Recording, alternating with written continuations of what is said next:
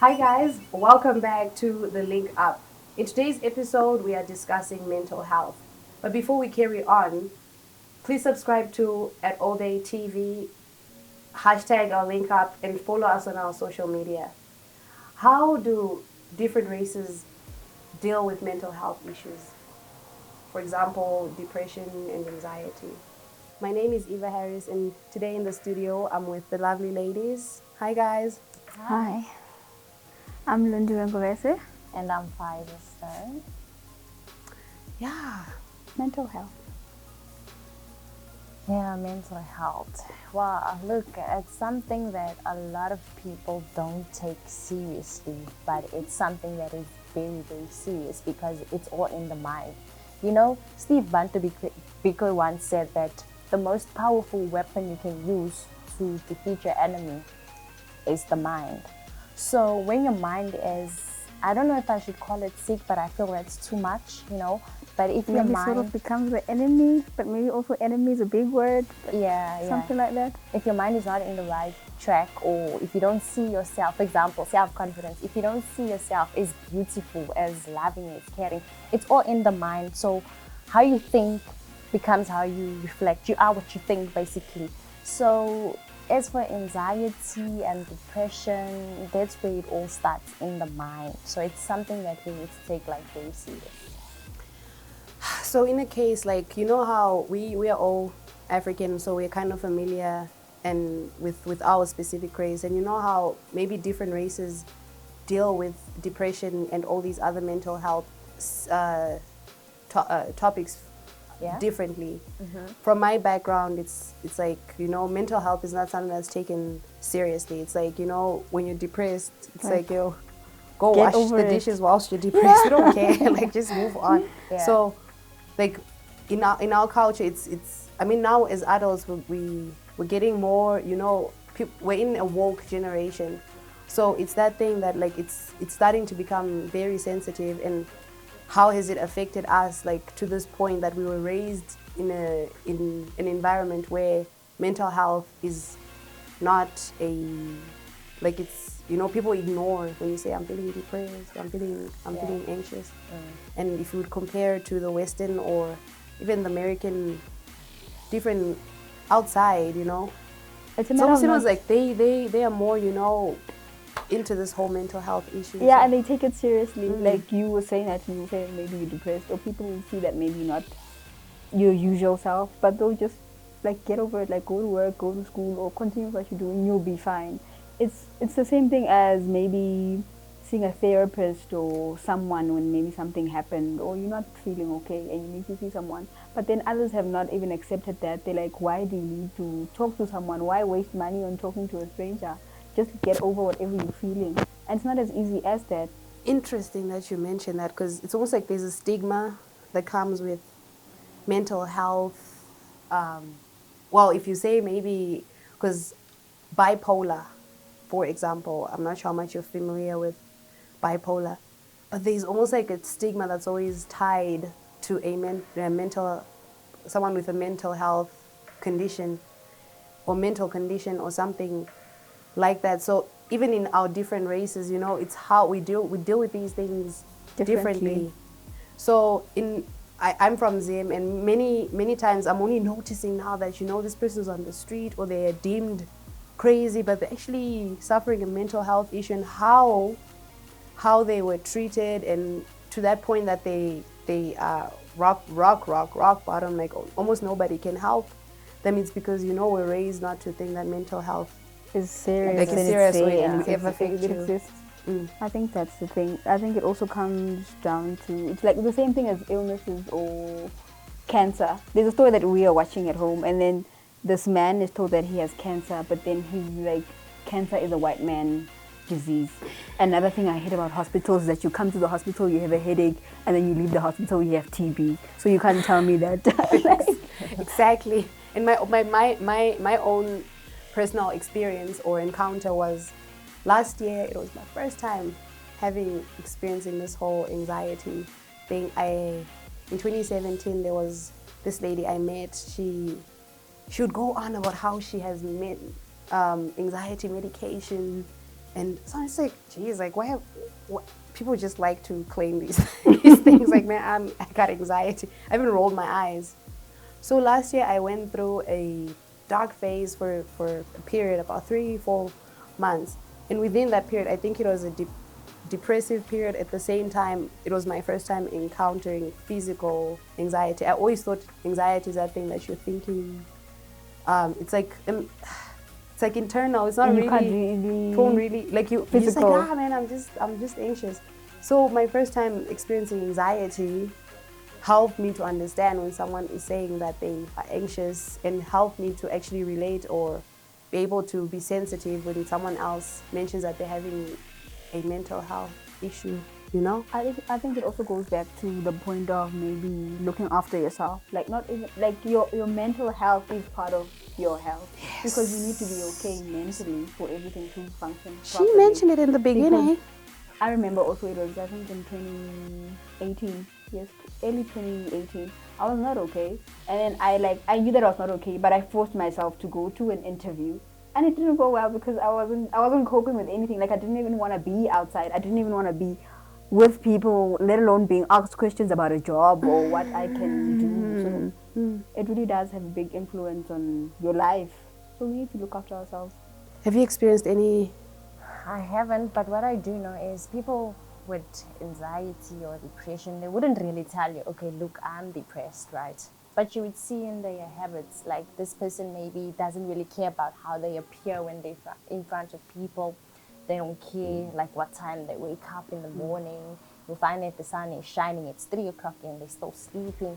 So it's those little things that you can pick up that will show you that no, that something's wrong with this person, because they're not the type of people that really speaks out about how they feel. That's why you need to check. You need to be very careful on how they behave and things like that. Yeah. And a mind is like a sponge. For example, if one was to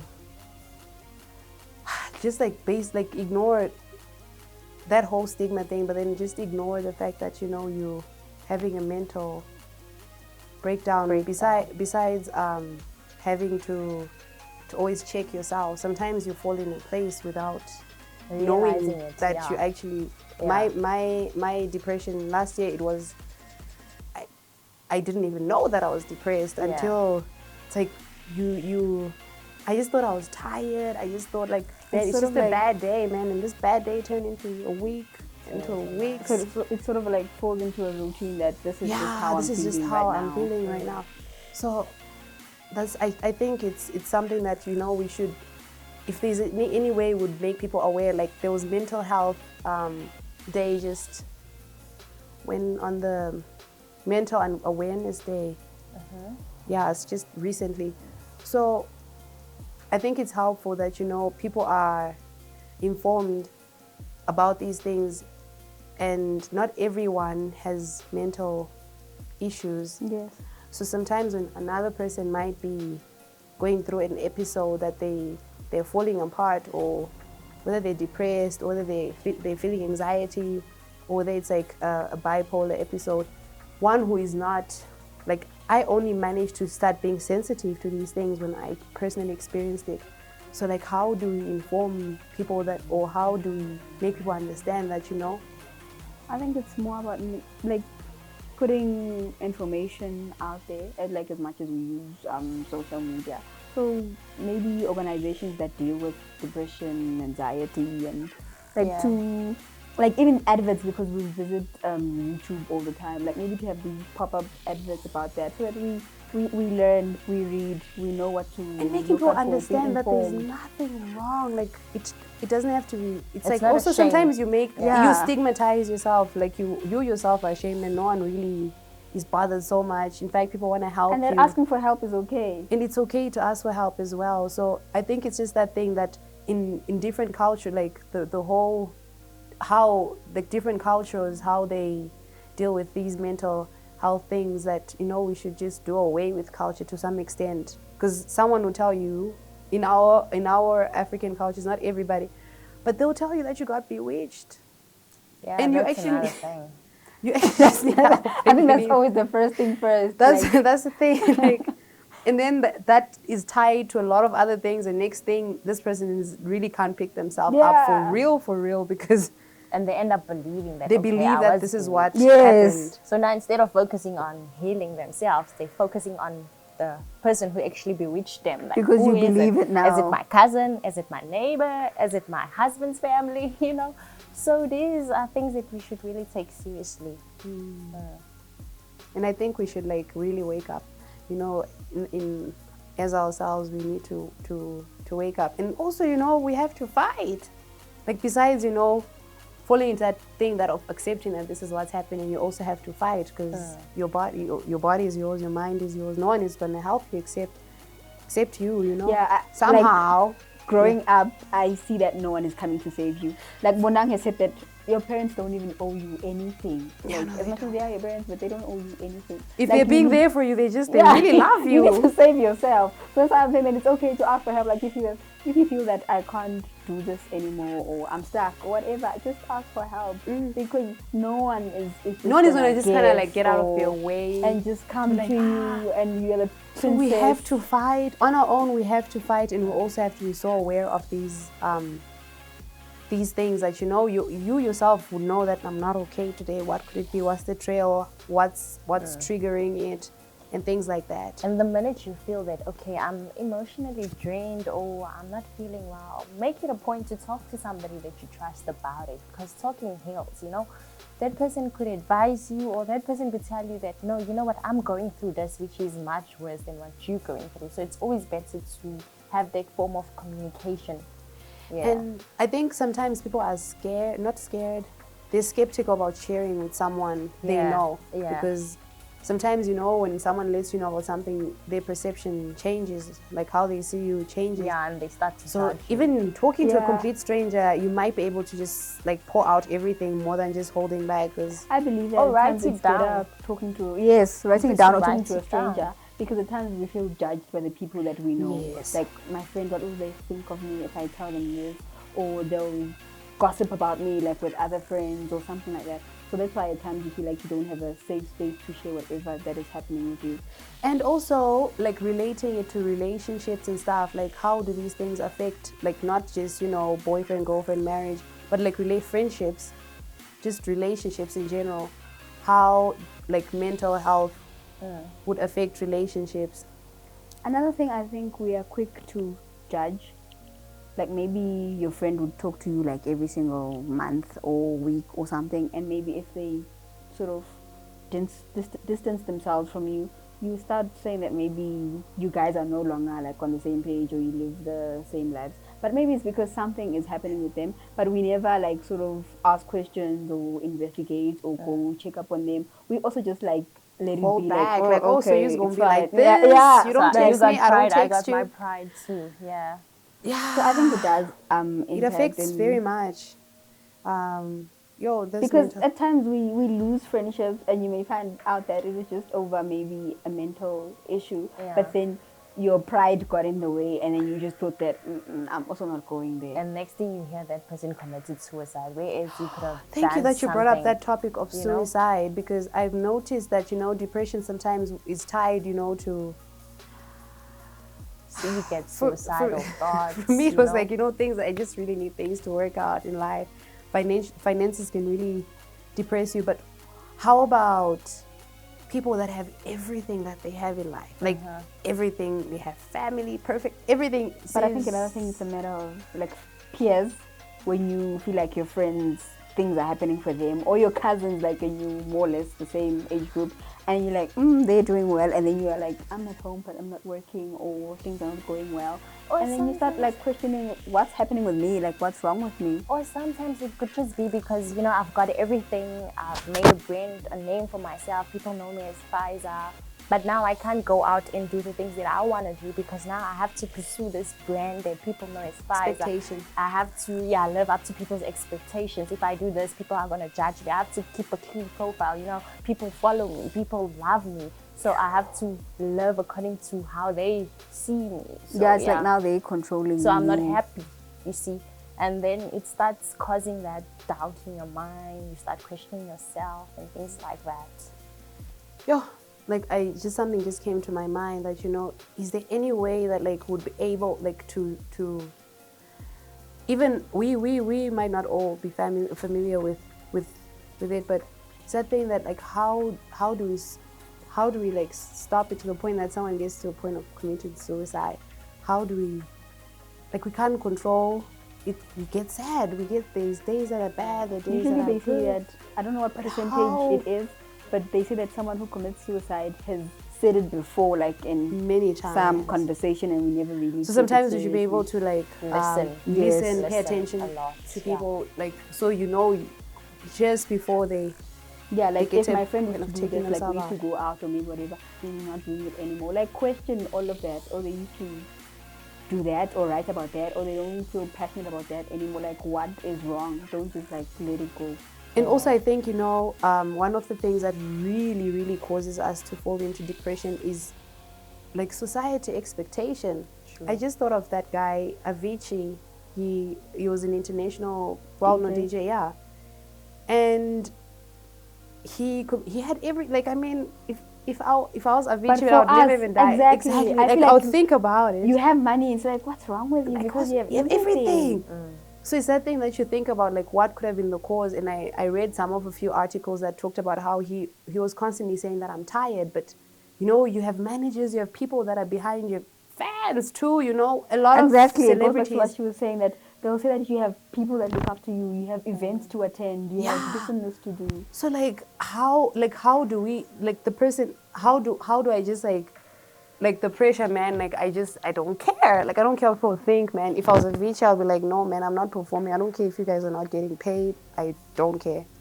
So like how do we make people like be able to stand for themselves and be like, yeah, no, this is it, man. Like You know what? This is how man? you feeling. Sometimes it's very tough. Like a lot of people put other people before they put themselves. So in this situation, you're gonna have to put yourself first. I mean, it's difficult because you're this big brand. Imagine if Double HP had taken a break and said, you know what, guys, this is how I feel. I feel like I need to focus on myself first and get the necessary help. I mean, he had the money. Do you think he would have been where he was? We don't know. Maybe it's God's will to have taken him that early or so soon. But also, if he did something towards, you know, like solving his internal problem, maybe he would have still been alive. it's that thing don't that know. you mentioned earlier on, that it's not that he was tired. It's that thing that, like, you know, you're on the spotlight for long enough.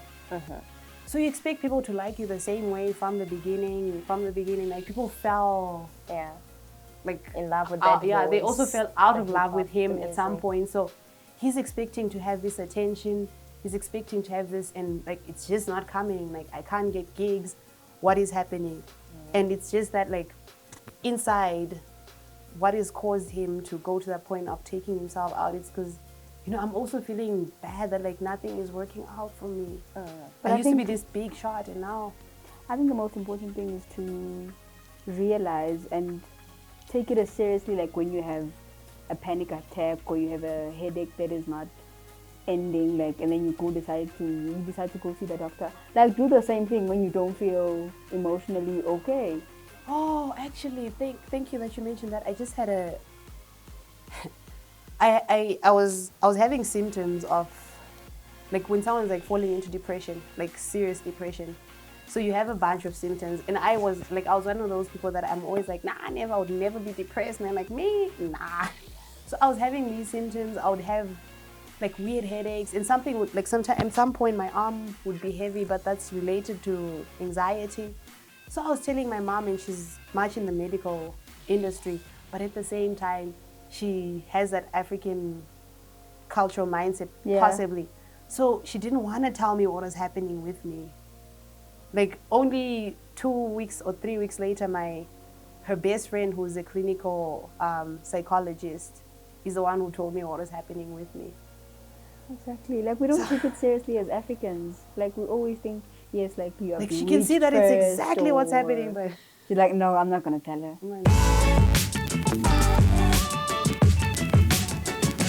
Yeah, so my last words would be self-introspection. Have a conversation with yourself, like self-control. Have a conversation with yourself. Am I really okay? Am I happy with the current life that I'm living? Do I need somebody to speak to? You know, things like that. So just be honest with yourself. Yeah. Don't live for other people. At the end of the day, you are the one that has to deal with that life. Yeah. So here we have it. You know, mental health is something very serious and not to be taken lightly. And would like to hear what you guys' thoughts are regarding this topic. So please comment and follow us on Instagram, on Twitter, and hashtag the link up and All Day TV. So this is it for us, from us today. Thank you.